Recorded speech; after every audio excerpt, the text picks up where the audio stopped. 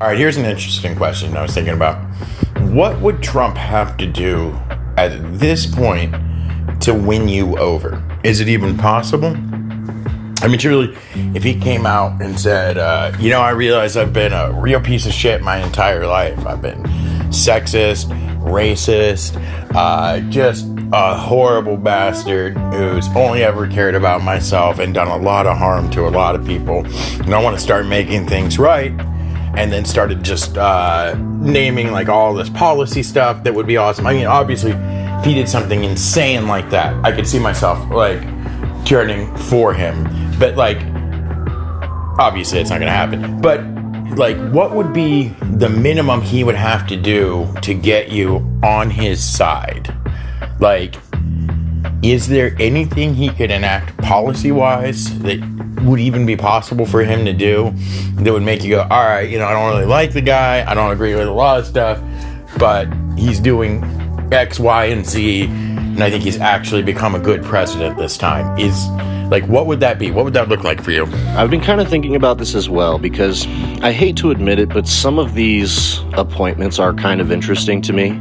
Elon and Doge and Vivek is a fucking joke, and what they want to do with like gutting everything is just a horrible idea. I can't, no one can convince me that these idiots know what they're doing, talking about, the bureaucrats or blah, blah, blah. They don't know what any of this shit is. They just don't like the fact that there's red tape when it comes to them making money or them getting government contracts, and so they want to do away with all that.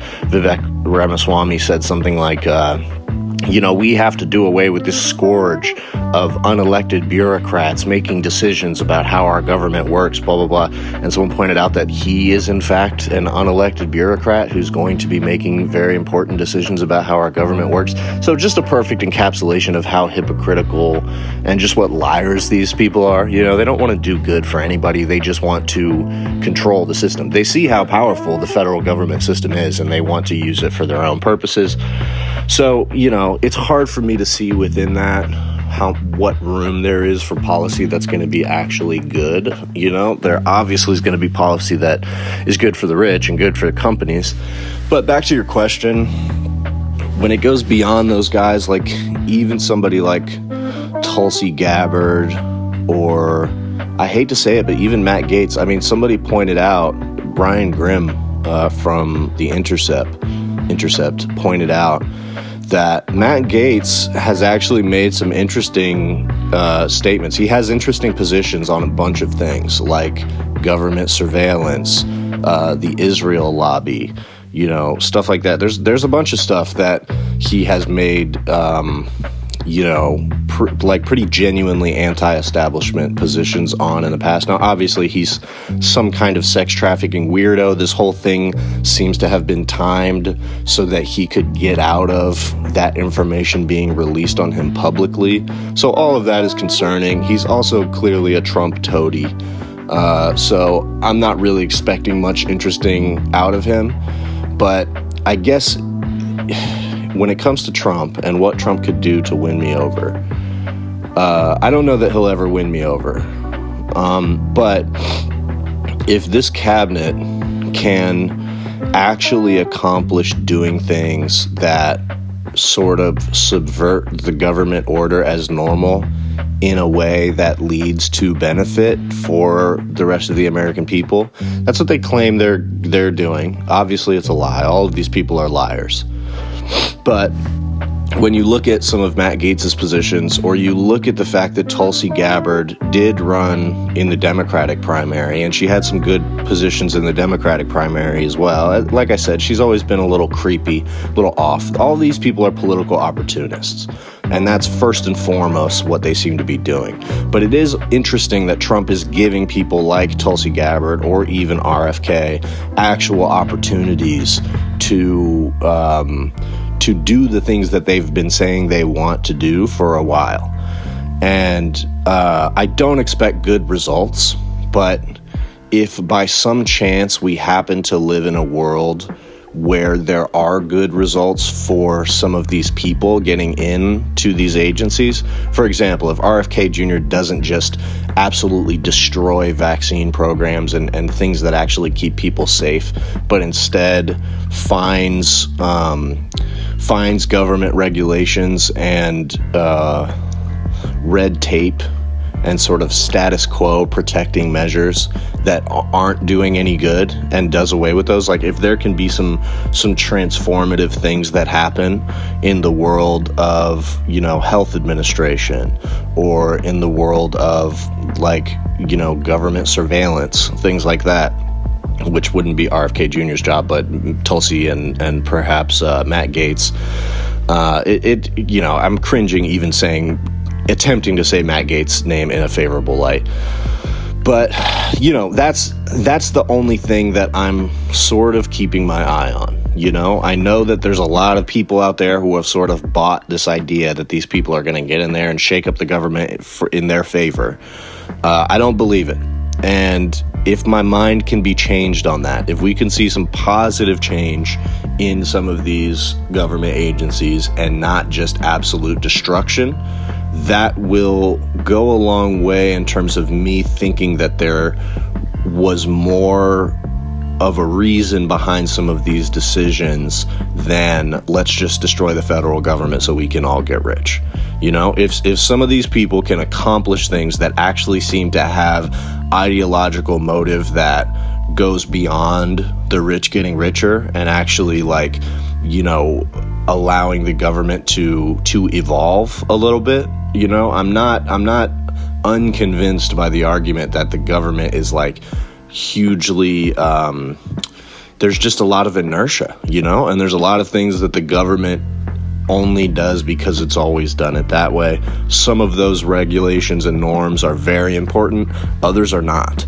And if these people can show some kind of self-restraint, and if it doesn't all come back to helping the wealthy and corporations, then maybe that will have me scratching my chin a little bit in terms of, well, maybe it was a good idea to let some of these people into power. But they're definitely going to have to win me over on that. As of right now, I'm not convinced at all. And I mean, as for whether Trump can apologize or come out and say something that'll make me on his side, no, nothing. I don't give a fuck about that. I mean, he's committed hundreds of crimes. You know what I mean? I don't really want to hear him apologize. If he, can institute some kind of actual healthcare program, if he fucking bucks the Republicans and invests billions of dollars of federal money into things that will actually help people, then I will say, great job, Trump. Hell fucking yeah. If he does things that Biden was afraid to do in terms of investment, in terms of, bucking just the normal government flow of things, that's one thing that I have always been somewhat sympathetic towards Trump about, is that I like the fact that he uses his power as president. I don't want to see him use it for evil. I would like to believe that this is a guy who wants to do good things for people. That is absolutely not what I've seen. But it's I think that presidents should do that. Presidents should say, fuck all this shit. I'm going to do as much as I can. I'm going to force the federal government. I'm going to force Congress to bend to my will because, it's for the greater good. The problem with Trump is that it's never for the greater good. It's only for him. So there's nothing he can say or do that's going to make me be this Trump guy's actually a good guy. He's going to have to pull off some major accomplishments. And if he does that, then perhaps I would reconsider. But I just don't see it, because all of his priorities, everything that he wants to do is horrible. So he would have to subvert that. He would have to do something other than what he's been promising to do. And I mean, he certainly is a liar, but I don't see him breaking for the greater good anytime soon. Yeah, that's actually very reasonable and fair. I don't think there's anything he could say or do that I would consider a real apology that made anything worth it, obviously. Like you said, he's committed just, again, countless crimes. But could he actually do something good as president? Sure. Especially because of his ego. The way he talks about wanting to dismantle Obamacare, as he puts it, I don't even really like that term, but he wants to dismantle that, and he's said, one of the most reasonable things I've ever heard him say was that he didn't have a better system in place to put up yet, but if he took it, that he would be able to find a system that was better, gave people better healthcare, and cost people less, and he would replace it with that. And it's like, okay, yeah, if you actually find something that gives people better healthcare and costs them less, go for it. Like, no one's going to get mad at you for doing that. So yeah, he could do some things. I too like the fact that he uses his power. It sucks that it's him using the power.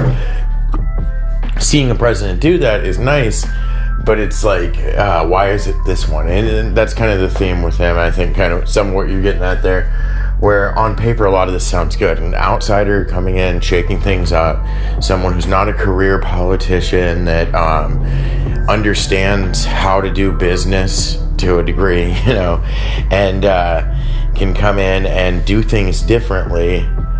That sounds good. Someone that, a lot of people, even people who aren't usually interested in politics, can get behind. That sounds good too. But then it's this guy. It's kind of like, I feel like that was the theme of his whole presidency for me. And even like culminating in the January 6th thing, right? Because if you had told me, just describe the idea of a bunch of these people marching on the Capitol for what they believed in, I'd be like, fuck yeah. I'm all about people protesting and standing up for their beliefs and doing this and that. And it's like, oh, wait, it's these guys for these like horrible beliefs based in hatred. And oh, they're like killing people. And it's, it's a case of like, be careful what you wish for almost, or like one of those like cursed monkey paw wishes, like you get what you want, but it's soured somehow, everything is twisted just slightly so it actually bites you in the ass. Oh man, we are really fucked. Not a big surprise here, I guess, but Donald Trump has officially announced RFK as his secretary of the HHS, the Department of Health and Human Services, I guess. I think it's what it is. I'm not really super familiar with what they do or what powers they have exactly. I was trying to do some quick Googling here, and I'm not, it's very vague, but it seems important. And I mean, really, you just don't want a guy like RFK in any position of power. I mean, he's nuts. It's not going to go well. He believes in like every conspiracy theory in the world. He's going to get rid of entire departments. He doesn't believe in vaccines. There's already a bunch of people that are higher ups in these different departments talking about quitting ahead of time before this reign because of him.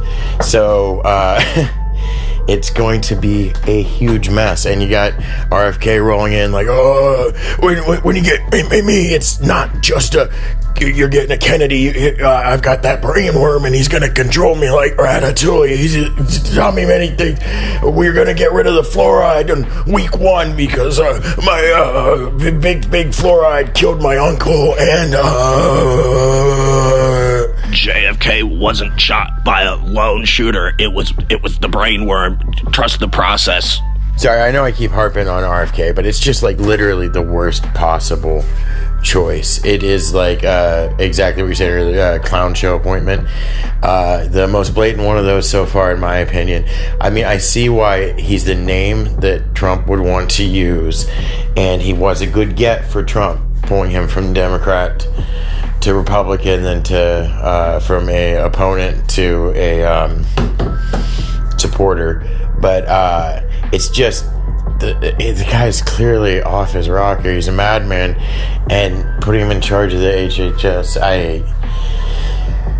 it's the exact opposite of what you want. And so, of course, it's Trump's appointment. It makes total sense, really. I just can't believe these are the times we're in. Like, the fact that some of these people, like RFK or Tulsi Gabbard, started as Democrats is interesting.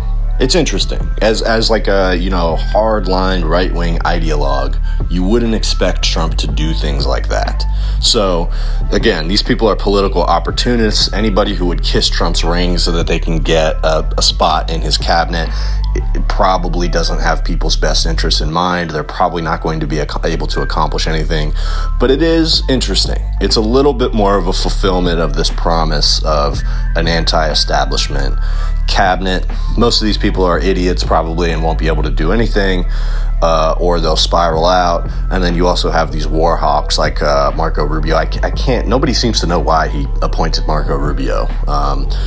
So I don't know. I mean, I don't have much faith in this administration, but some of these choices, the clown show choices, I suppose, are kind of interesting to me. And, I'm more interested in seeing how that plays out than like Stephen Miller. We know what the fuck Stephen Miller's gonna do. Well, that's what it is with Matt Gaetz' Lena Khan.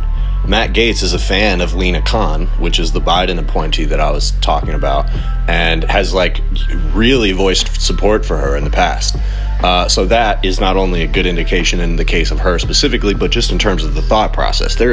You could not find a single other Republican who is a fan of Lena Khan and has spoken glowingly of her. So there's something interesting about that. Is that going to translate to Lena Khan having a longer stay, or other people like her being appointed? Almost certainly not, but it is interesting. So what do you think of the theory that if the media stops obsessing about Trump, that it might leave room for his movement to crumble? Because the flip side of that is that the media has already, over the last few years leading up to this run and win, the media has been panicking less about Trump and normalizing him more. You have the New York Times, the Washington Post, even CNN at some points, sort of trying to basically taking the insane things that Trump says and then presenting them as normal things to say. Trump says he wants mass deportations because immigrants are poisoning the blood of our country. New York Times or CNN reports it as Trump taking a hard line on immigration wants, transformative change to the system, something like that. And so, in a way, a large part of the media has already sort of been brought to heel. They're not covering him the same way they were in 2016 on. So do you feel like, because the other thing that could happen if the media were to stop focusing so much on Trump, focusing so much on, like you said, the little suggestions of things that he says, that's what they spent a lot of time doing during his first term, is taking those little hints that he says. Like he recently said to Congress, well, I suspect that this will be the last time that I run unless you guys decide that I'm so good at this that we just need to figure something else out. He said almost exactly that. Very vague, but you know what he's saying. That's the kind of thing that CNN would have reported on breathlessly for weeks. You know what I mean? And it seems like they've already resigned to not doing that anymore, because all it seems to do is amplify Trump further, and it creates this reverse psychology effect where people think that, oh, that's not actually what he said, so the media is trying to insist that that's what he said. They must be lying because they don't want me to know the truth about Trump, whatever. So do you think it's a better idea for them to continue steadfastly reporting on the things that he says that are lies, the bad things that he's doing, the weird suggestions that he makes? Or do you think it's better for them to focus more on business as usual, focus on what's actually happening in the country because of his policies, and focus less on him as a character? It seems like they both have downsides, and I'm not sure which one. I'm a little bit convinced by the argument that not giving Trump the media attention will cause him to wither a little bit, but there's also a fear that if you don't focus on that, then it will allow the darkest parts of his messaging to just grow and fester in the darkest corners of his support base. So I mean, it's possible that there's no way to win on this, but what do you, in terms of the media strategy going forward, what is your opinion on the right way for them to go about that? I do think it's important for them to get away from focusing on just the character stuff and, like you said, the hint at things, focus more on actual policy and actions.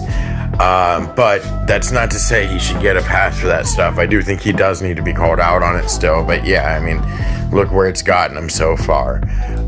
It hasn't worked. They need a different strategy. They do need to move on. And like we've talked about before with Donald Trump, like, he feeds off that attention, good and bad. So taking that from him would help take some of his power, really, you know. But there definitely seems to be this thing with him, and I'm guilty of it as anyone, where you get so hung up on just what a piece of shit that guy is, that everything you would like want to scream about, like, just look at this, how do you not see this? Because you watch people who seem like decent people backing this guy who's clearly a grifter, who's a bad person, and they get so defensive of him and just don't see any of these things.